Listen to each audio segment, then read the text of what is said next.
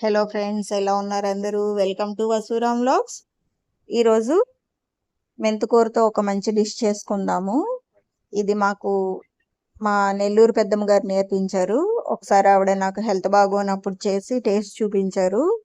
అప్పటి నుంచి కూడా నాకు ఈ కర్రీ అంటే చాలా ఇష్టం. ఇందులో డిఫరెంట్ టేస్ట్స్ ఉంటాయి అన్నమాట. చాలా టేస్టీగా అనిపిస్తుంది, నాకు ఇష్టం అన్నమాట. అండ్ హెల్త్ పరంగా కూడా చాలా మంచిది అని నాకు ఎప్పుడు ఫ్రెష్ మెంతికూర దొరికినా నేను దీన్ని ట్రై చేస్తాను. కావలసిన పదార్థాలు అయితే మెంతికూర, చిన్న బెల్లం ముక్క, చింతపండు పులుసు, తాలింపు దినుసులు, టమాటో, ఇంకా ఉల్లిపాయ ముక్కలు. ఒక బాండీ పెట్టుకొని ఆయిల్ కొంచెం వేడెక్కిన తర్వాత తాలింపు దినుసులు వేసి వేయించుకోవాలి.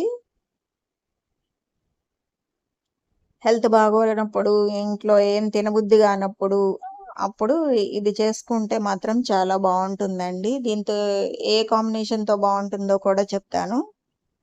ముందుగా తాలింపు దినుసులు బాగా వేగిన తర్వాత ఉల్లిపాయలు యాడ్ చేసుకోవాలి. నేను వెల్లుల్లిపాయ వేయలేదు, ఎవరికైనా ఇష్టం ఉంటే వెల్లుల్లిపాయ కూడా వేసుకోవచ్చు.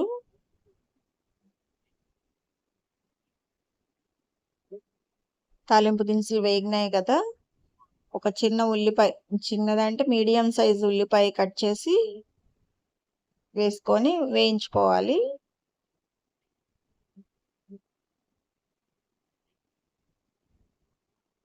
ఉల్లిపాయలు కూడా బాగా బ్రౌన్గా వేగిపోవాలన్నమాట.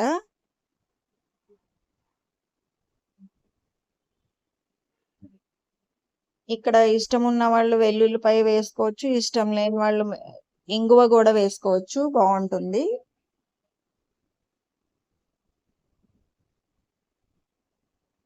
బాగా వేగిపోయినాయి కదా, ఇప్పుడు ఒక టమాటో, పెద్దదైతే ఒక టమాటో సరిపోతుంది. నేను తీసుకున్నది చిన్న టొమాటోస్ కాబట్టి 2 వేసాను అనమాట. ఈ టమాటో కూడా బాగా ఆయిల్లో మగ్గిపోయిన తర్వాత ఉప్పు కారాలు అవి వేసుకుని నెక్స్ట్ మనకి కడిగి శుభ్రం చేసి పెట్టుకున్న మెంతాకు వేసుకోవాలి.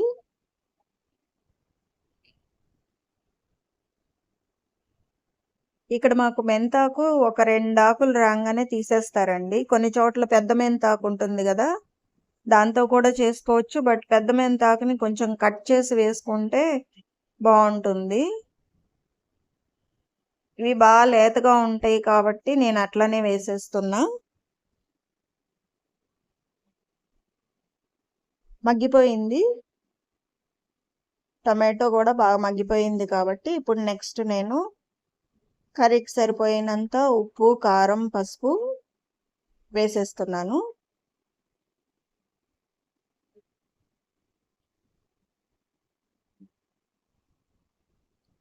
ఇది ఒకసారి కలిపేసుకున్న తర్వాత అప్పుడు మెంతాకు వేసేసుకోవచ్చు. ఇది వేగిపోయింది, మెంతాకు కూడా వేసేసాను. మెంతాకు కూడా కొంచెం సేపు ఆయిల్లో మగ్గితే బాగుంటుంది. ఆయిల్ సపరేట్ అయిపోయే వరకు మగ్గించేసుకొని నెక్స్ట్ ప్రాసెస్లోకి వెళ్ళిపోవచ్చు అనమాట. కొద్దిగా ఆయిల్ ఎంత ఫ్రై అయితే అంత బాగుంటుంది. ఈ కర్రీకి కొంచెం ఆయిల్ ఎక్కువే పడుతుందండి. ఆయిల్ కొద్దిగా ఎక్కువ ఉంటేనే బాగుంటుంది. ఆయిల్ సపరేట్ అయిపోయింది కదా, ఇప్పుడు చింతపండు పులుసు ఏదైతే తీసి పెట్టుకున్నామో అది కొద్దిగా యాడ్ చేసేసుకోవచ్చు. కొద్దిగా చూసుకుంటూ వేసుకోవాలి. నేను వేసింది అయితే సరిపోయింది. ఇప్పుడు చిన్న బెల్లం ముక్క యాడ్ చేసుకుందాం దీనికి.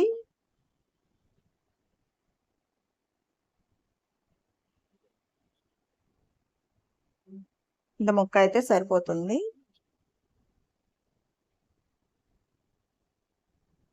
ఈ కర్రీకి మంచి కాంబినేషన్ ఏంటంటే ఊరమిరపకాయలు ఇంకా మినప వడియాలు ఉంటాయి కదా, అవి మా పెద్దమ్మే చెప్పారు, అవి ఉంటే చాలా బాగుంటుందని. అందుకనే నేను ఈ కర్రీ చేసినప్పుడల్లా ఊరమిరపకాయలు కానీ మినప వడియాలు వేయిస్తూ ఉంటాను.